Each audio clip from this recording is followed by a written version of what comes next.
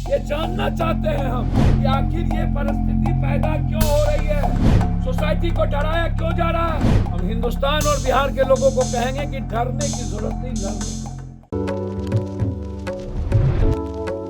बिहार में अगर लॉकडाउन लगेगा तो पप्पू यादव इसका विरोध करेंगे।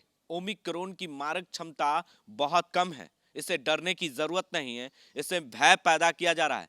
दिन के वक्त रैली और रात के वक्त लॉकडाउन ये नहीं चलेगा, इसका विरोध करेंगे। और पूरी तरीके से मार्च, जब बजट सत्र से ठीक पहले कोई ना कोई बहाना सरकार को मिल जाता है और लॉकडाउन जैसी स्थिति बन जाती है और अपनी कमी को छुपाने के लिए सरकार इस तरह के प्रोपगंडे अपनाती है और पूरी तरीके से कोरोना वायरस के नाम पर लूट मचा हुआ है। एक तरफ छुट्टी और दूसरे तरफ लूटा जा रहा है।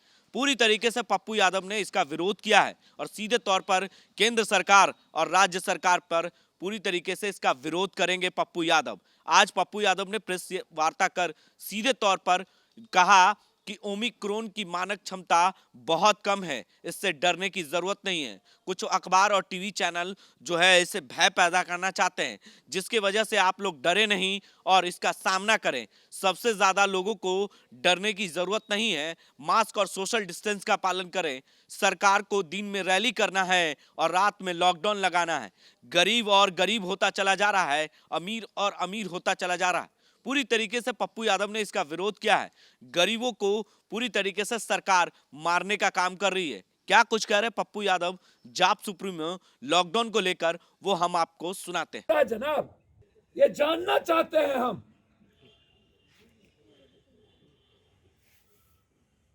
कि आखिर ये परिस्थिति पैदा क्यों हो रही है, सोसाइटी को डराया क्यों जा रहा है। आम आदमी के भीतर उसकी जिंदगी को सुरक्षित करने की कौन है इसके पीछे।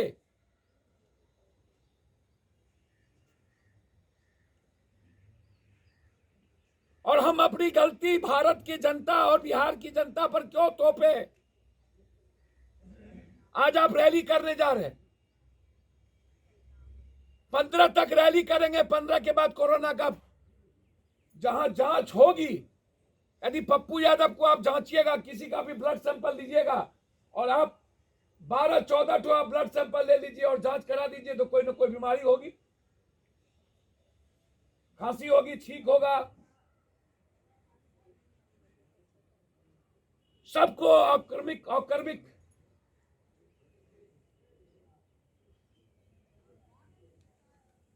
एक नेता को पैनिक नहीं बनाना चाहिए कभी। इस चारों संस्थाओं पर दुनिया की जिम्मेदारी है, न्यायपालिका, विधायपालिका, कार्यपालिका और हमारी आप चौथी स्तंभ, और हम चारों मिलकर के डरा रहे हैं। ये सही नहीं, मैं इसको सही नहीं मानता। मैं इसलिए सही नहीं मानता हूं कि जहां चुनाव होता है वहां कोरोना क्यों नहीं होता, जहां लाखों की भीड़ होती है वहां कोरोना क्यों नहीं होता, वहां जांच क्यों नहीं होती। जिस 4 स्टेट में चुनाव होंगे वहां पर आप मार्केटिंग करने के लिए डोज बढ़ा देते हैं, और जहां पर चुनाव नहीं होता वहां पर आप सुइया तक नहीं देते हैं। ऐसा क्यों? एक तरफ जांच को कम कर देते हैं चुनाव के क्षेत्र में, प्रदेश में, और सुइया को बढ़ा देते हैं कि मैं सुइया दे रहा हूं, वोट हमें दो, और हमारे यहां कुछ नहीं है। और दूसरी तरफ जहां चुनाव नहीं है वहां जांच बढ़ा देते हैं और सुइया को घटा देते हैं, क्योंकि यहां वोट नहीं लेना। मौत सत्य है, इसलिए डर असत्य है। डर कई बीमारियों का कारण, और हम डरने नहीं आए हैं, हम लड़ने आए। हम हिंदुस्तान और बिहार के लोगों को कहेंगे कि डरने की जरूरत नहीं, लड़ने की जरूरत। जैसे राष्ट्रभक्त और राष्ट्र प्रेम में अंतर होता है ना, जैसे सुंदरता और स्मार्टनेस में अंतर होता है।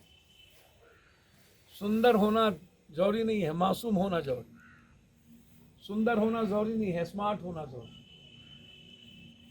उसी तरह देशभक्त होना, हिटलर, नेपोलियन, मुसोलिनी और किंग जॉन होना जरूरी नहीं है। नरेंद्र मोदी होना जरूरी नहीं है, देश प्रेम होना जरूरी है। दूसरे के लिए जीना देश प्रेम, और खुद के लिए जीना देशभक्त। हमें देशभक्त का पाठ ना पढ़ाए, नेपोलियन और हिटलर की तरह हमको ना कोई पढ़े। कोरोना, इसीलिए जो कोरोना है ना, इससे डरने की जरूरत नहीं, इससे लड़ने की जरूरत है, जीने की जरूरत है।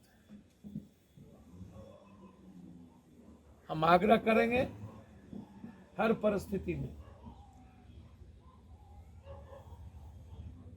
ये नेता और ये सिस्टम आइडियल बने, लूटने का रास्ता ना ढूंढे, और अपनी गलती और अपनी जिम्मेदारियों से बचने के लिए बिहार की 14 करोड़ और भारत के 130 करोड़ जनता को डराए।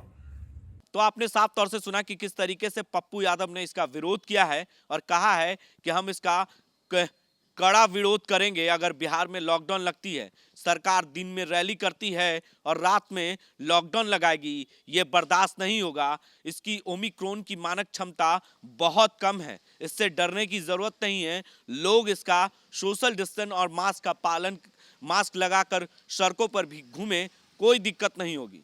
तमाम अपडेट्स के लिए आप बने रहें 10 न्यूज़ के साथ और देखते रहें 10 न्यूज़। हैप्पी क्रिसमस, नव वर्ष का शुभकामना देता हूँ। बालवाड़ी केंद्र द्वारा गरीब बच्चा महादलित टोला में शिक्षा मुफ्त देने का काम करता हूँ। स्कूलों से जो वंचित बच्चे हैं, जो स्कूल से नहीं जुड़ा है, उनको बालवाड़ी केंद्र खोल करके उनको सिखाने का काम करते हैं। और हमारी जहाँ तक बालवाड़ी देशवासियों के लिए बहुत बहुत शुभकामना है, जो बालवाड़ी केंद्र में लोगों ने मदद पहुँचाने का काम कर रहे हैं और हम समाज के बीच में जा करके शिक्षा के प्रति उजागर काम कर रहे हैं। Bunty jewellers and brothers, Anishabad opposite Lal Mandir की तरफ से मैरी क्रिसमस और नए साल की बधाई। और नए साल में हमारे यहाँ हर एक खरीद पे कुछ न कुछ उपहार आप निश्चित पाएँ। प्लीज़ कम।